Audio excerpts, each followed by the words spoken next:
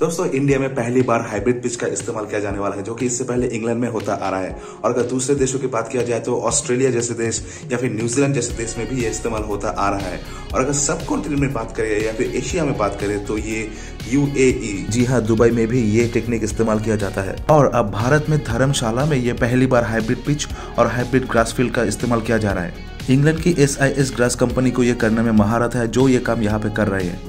चलिए दोस्तों, जान लेते हैं कि हाइब्रिड पिच होता क्या है। बेसिकली ये बहुत ही पतला सा सिंथेटिक फाइबर होता है जो पिच में लगा हुआ नेचुरल ग्रास के साथ एक अत्याधुनिक मशीन से उसमें लगा हुआ जो नीडल्स होता है, मतलब सुई, उससे पंच किया जाता है, जो लगभग नीचे 180 से 90 मिलीमीटर गहरे तक जाता है। फिर जब घास उगने लगता है तो इसको एक सही मेजरमेंट के अनुसार इसको कटिंग कर दिया जाता है, जिससे ये एकदम 100% नेचुरल दिखता है। दोस्तों इस पिच की खूबी ये होती है कि नॉर्मल पिच से 4 गुना ज़्यादा टिकाऊ होती है और थ्रू आउट पिच में पेस और बाउंस बना रहता है, जिससे बल्लेबाज और गेंदबाज दोनों के लिए अच्छा होता है और एक ट्रू स्पोर्टिंग विकेट होता है।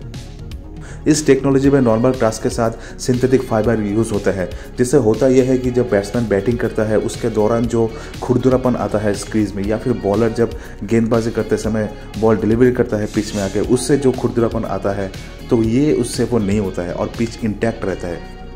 इस पिच का मेंटेनेंस या फिर देख रेखा भी सेम ही है, जैसे कि नॉर्मल पिच में होता है, ठीक इसी तरह यहाँ पे भी रोलिंग किया जाता है और पानी दिया जाता है। पर ICC ने सिर्फ T20 और वनडे इंटरनेशनल मैचेस के लिए ही ये हाइब्रिड पिच को इस्तेमाल करने के लिए अलाउ किया है, पर टेस्ट मैचेस में अभी भी इस कन्वेंशनल तरीके से ही पिच तैयार किया जाएगा।